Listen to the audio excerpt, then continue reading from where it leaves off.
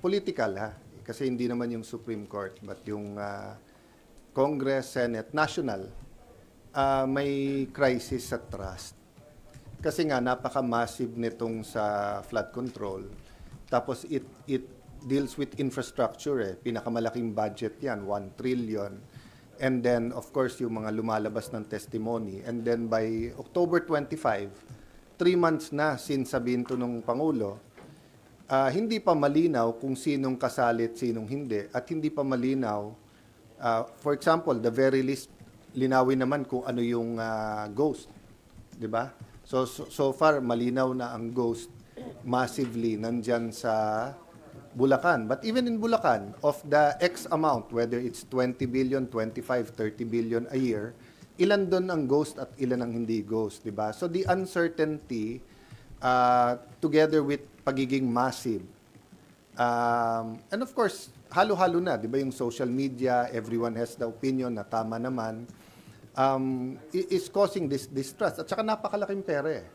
Pero hindi unexpected to kasi from the start, sinabi naman natin to, di ba, na ang mastermind na kumita ng tens of billions, maybe hundreds of billions, guguluhin niya talaga to.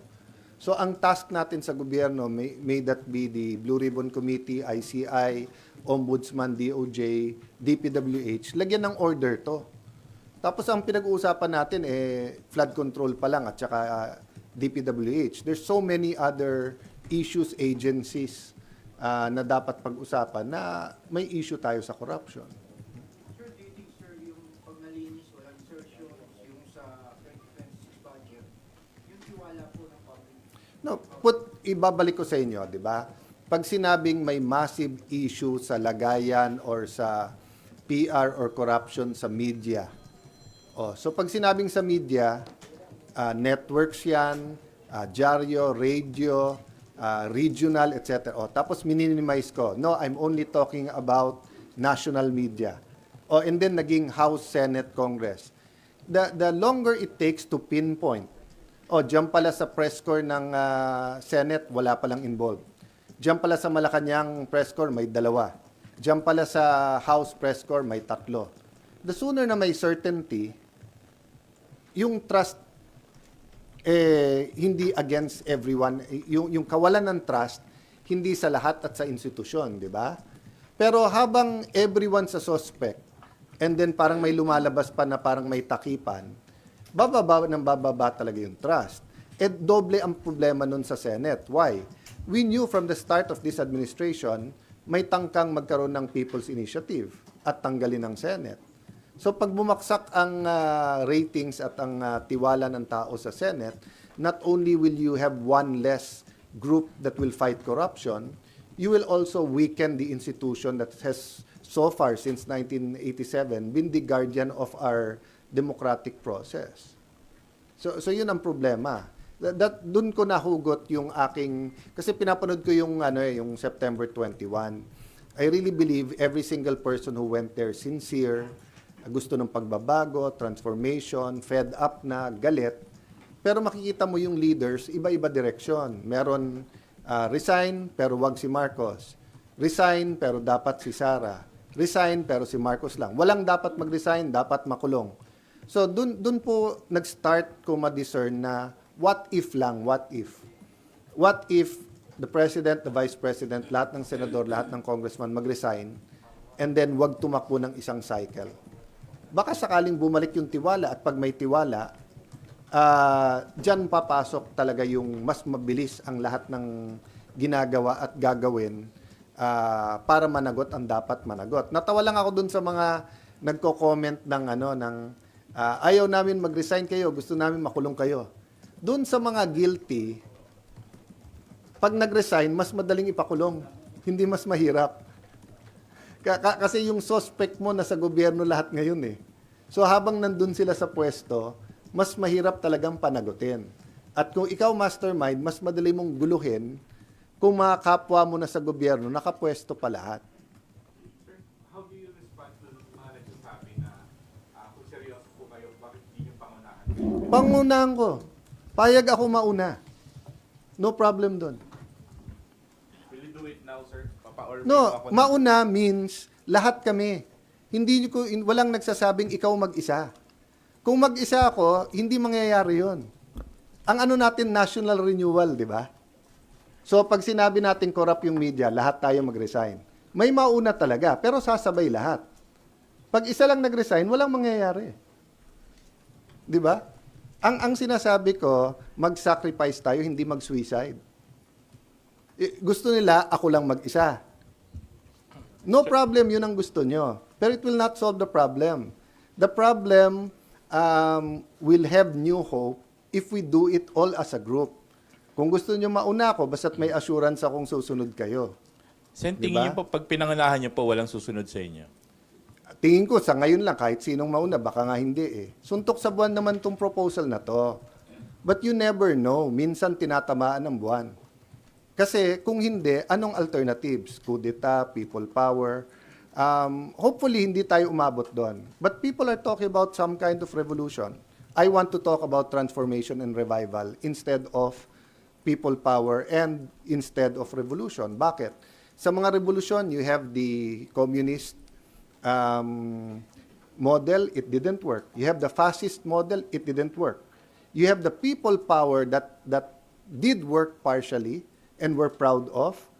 Pero since then, cyclical pa rin yung ating corruption at palala ng palala. So I don't think an ordinary people power now na umiba lang ang presidente will solve all of this. But how do you operationalize it, Sen? I don't Considering na wala pong No, I batas don't or- need to. Doon nga ako nagtataka sa mga legal luminaries. For example, si Justice Carpio at yung iba, wala daw sa konstitusyon yun. Pareho ba tayong konstitusyon na binabasa? Basahin nyo Article 10, Section 10 ng Article 7. Ang sabi doon, pag nag-design ng Presidente at Vice President, agad-agad magmi-meeting, I think within 3 days, ang Congress. And within 7 days, we have to pass a law na magkaroon ng eleksyon for not earlier than 45 days, not later than 60 days.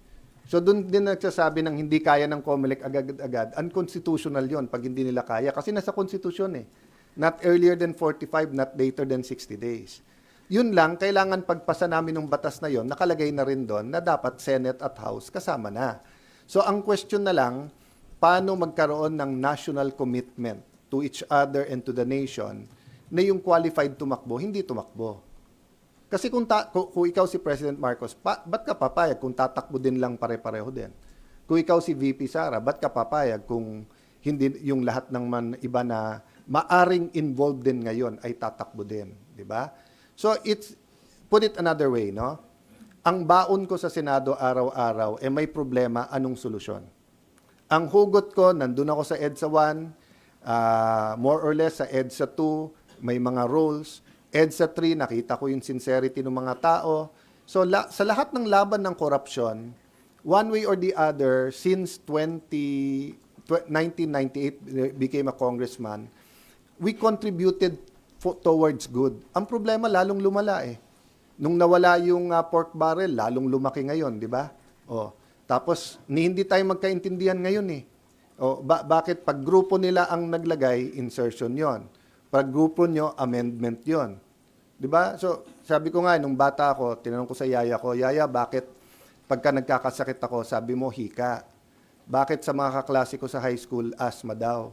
Sabi nung yaya ko, kasi mayaman yung mga kaklase mo. Pag mahirap, hika yan. Pag mayaman, asthma yan. So, bakit kapag kasi Risa, amendment yan, hindi insertion. Pag iba, insertion yan. So how can we have a national dialogue kung ganon, di ba? But as far as feasibility and constitutionality, nasa constitution yon. The only question for us is, are we willing to sacrifice? Now, if we're not, okay lang, let's move on. So, what's happening now, parang ang layo pa ng solusyon, parang walang nangyayari, di ba? Ano sabi ni Einstein, keep doing the same thing, expecting different result is stupidity.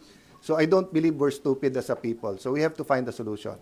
So one other alternative universe is mag-resign lahat. Hindi pa rin, what's the next one? We have to come together, kailangan may vision tayo, paano na ma-solve?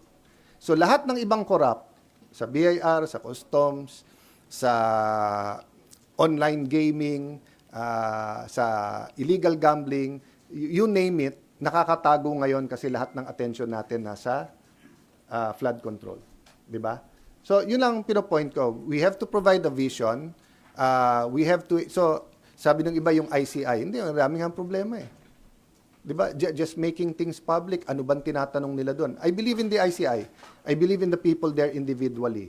But from the start, di ba, nung nagsalita ako sa floor, sinabi ko sa inyo, hindi pa independent yan at kulang pa, whether batas or paano ayusin. If you ask me, lagyan ng isang representative ng Catholic bishops, isa from the born again, isa from Muslims, isa from Iglesia. Pero lagyan nila ng plano. Halimbawa, simulan natin sa ipasubmit sa DPWH, saan ba meron talagang ghost, saan wala. Alin contractor ang definitely walang mabuting ginawa at alin yung iniimbestigahan pa. Pagka moving target tayo sa lahat ng gagawin natin, walang maayos dito. Yung nanggugulo has more than enough money, opportunity, power na guluhin lahat to. Ginagamit yung fear ng tao, yung galit ng tao para lalong magkagulo rather than magkaroon ng order dito. Sir, pwede po bang hindi muna mag-resign yung mga incumbent, magpatawag na stop election, then kung ano po yung magiging result, saka sila mag-step down po lahat? Yun Pwede ang magiging proseso. Yun ang magiging proseso. When I say snap election, kasi iniisip lahat ng 1986, di ba? Iba talaga sitwasyon nun. But snap election, snap means mabilis. Di ba? Yung hindi scheduled, etc. So if the President and Vice President resign, magkakaroon yan ng acting. Pero ba't naman sila magre-resign na wala naman commitment ang lahat ng congressman at lahat ng Senate na kami din at walang tatakbong for president sa amin. Di ba? Walang tatakbo ulit na senador ulit. So sabi nga nung iba sa comment sa Facebook, kayo din ang mananalo, bawal ka nga tumakbo eh. Sabi nung ibang comment, di hindi kayo makukulong. Hindi, mas madali mo nga pakulong kung guilty. Kasi wala na sa pwesto eh. Di ba? Baka a fresh start is what we need. Baka hindi. People power brought that. But as you saw, di ba? President Cory had to do proclamation number 3 calling for revolutionary government. Nung pinalitan, sabi ng iba, ba't hindi sinama yung mga mayors? Well, unang-una, walang trust issue sa mayors ngayon governors Yung problema sa trust ngayon, DPWH, ang nagdi-deal with DPWH, Senador, Congressman Malacanang, hindi mayors. Most mayors, some mayors have problems, but most mayors are trusted by their constituents. So, going back, President Cory, nung pinalitan ng mga OIC, doon nagkaroon ng malaking problema Di ba? Pero kung hindi naman nila pinalitan at inabolish yung Congress, you had the same people who supported the dictatorship. So, I could go either way sa argument. Ang point lang, we have to do something differently. We need radical change. We need transformation. We need to attack yung core values ng ating gobyerno ngayon. It's not happening with the present joint or parallel investigation of DPWH, some individuals, NGOs, ICI, and the Blue Ribbon Committee. Sa Blue Ribbon nga lang nagkakaproblema Pero tingin ko sa lahat ng problema, yun ang pinakamadaling ayusin. Kasi tamang papalit kay Senator Lacson, tapos magandang caucus, i-announce ang direction, transparent na rules, tingin ko maayos natin yung investigasyon ng Blue Ribbon. Dapat ba ituloy? Dapat. Pero dapat bipartisan or non-partisan yung direction, tapos klaro kung anong direction. Sen, good morning po. Speaking of Blue Ribbon Committee and speaking of resignation din po, may we get your statement po sa pagbibitiw po ni Senator Ping? And meron po ba kayong inaay or personal pick po kung sino po yung mag-chair ng Blue Ribbon Committee? In my case kasi mahaba na rin ang history ko kay Senator Ping. I believe in him, in his integrity, kaibigan ko rin. Having said that, it's not a secret naman na meron kami, meaning yung minority, ako personally, difference of opinion sa direction and yung handling. Dati kasi, nung mas bata kami pare-pareho, aside from, bata pa rin naman si Nimpa, mas payat na ngayon. But maraming bata sa inyo ngayon, pero yung mga kasabay ko na nung neophyte dito, dati kasi 70, 80, 90% nung takbo ng committee, pinapabayaan mo sa chairman yan. But ngayon, iba na ang mga members ng Senado. At the same time, may social media ka, di ba? Na every participant, hindi lang nanonood, Real time yan online. Nagko-comment, nagbibigay ng etc. No? So, iba na ngayon. So, yung direction ng committee has to be by consensus. And we disagree na, I agree with Senator Ping na pag nagpapa-interview, opinion mo yon. Pero paano mahahati ng tao yung opinion mo bilang chairman versus yung opinion mo bilang isang senador? Magkaiba yon, di ba? So, personally, hindi ko hiningi o hindi ko inasahan o hindi ko ni-expect na magre-resign. Kasi usually that's fixed through the majority. Pero nung nagkaroon ng media reports, hindi lang media reports, nung sinabi ni Attorney Fortune na may babanggitin pa, dyan biglang nakita ng majority, sandali lang. Pag binanggit, may basis ba? So matagal na namin sinasabi yon. Walang problemang magbanggit sila ng senador. Dapat magbanggit sila. Pero dapat klaro yung basis at tinitignan muna ng committee. Nung sinabing may babanggitin pa, nagbago bigla, nagkagulo. So I'll stop there kasi nga nag-uusap-usap pa sila. But kaming minority, hindi kami nakikialam sa majority. Ang gusto lang namin, pagka may hearing, may sesyon. Para kung hindi kami sang-ayon sa nangyayari sa hearing, meron sesyon kung saan magde-decide kung ano nangyayari. So, but I do believe Senator Soto, the Senate President, is on it. They're talking about it. So, it's too big an issue, too big a committee na hindi namin ayusin as a Senate. Pero sir, satisfied po kayo sa takbo ng investigation po ng Blue Ribbon Committee sa pamumuno po Hindi ako ni Senator satisfied Ping? sa takbo ng lahat ng investigasyon. Kasi sa akin, napakasimple lang. Unahin natin, listahan ng 2025 at 2024, saan ba ang ghost? Bakit pinaka-juicy pero pinaka-magulo din yung Bulacan? Kasi may ghost eh. So napilitan tuloy silang lahat na ikanta na hindi lang sila yon. Iba kasi yung may corruption ka sa DPWH. Parehong corruption yun ha, parehong masama. Pero iba yung sila lang na yun talaga yung kalakaran o di ba ano sabi ng isang witness? Ngayon kasi umabot sa 100% ghost.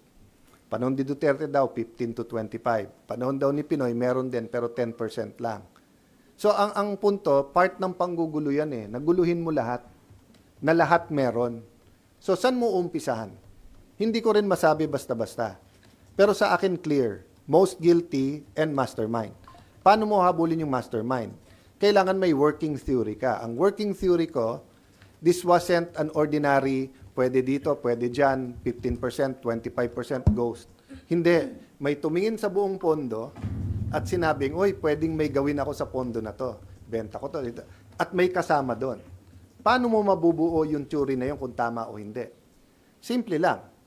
Kumuha ka ng kung saan yung mga ghost, pag lumabas yung listahan na yan, tapos isa-isa imbitahin yan, so katulad na nangyari sa Bulacan, and then mako-compare mo ngayon.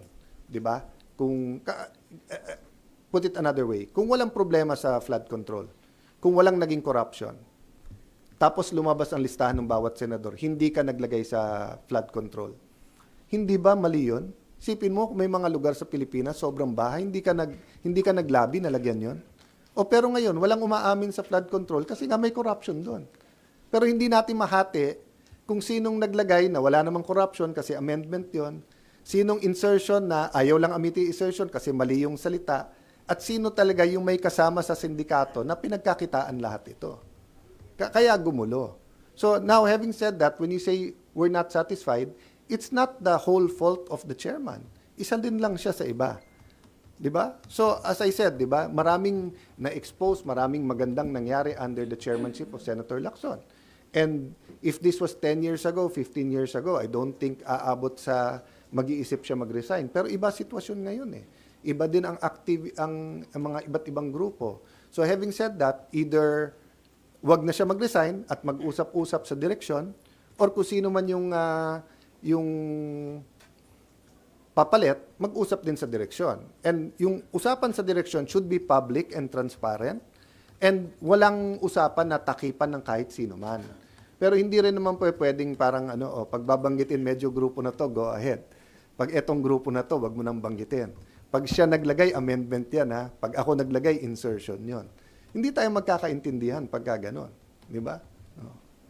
Pag Malacanang ang nag-release dahil siya, unprogram, ano yon? Insertion, amendment. O hindi natin masagot. Kasi nga, we cannot debate and we cannot discuss unless we define the term.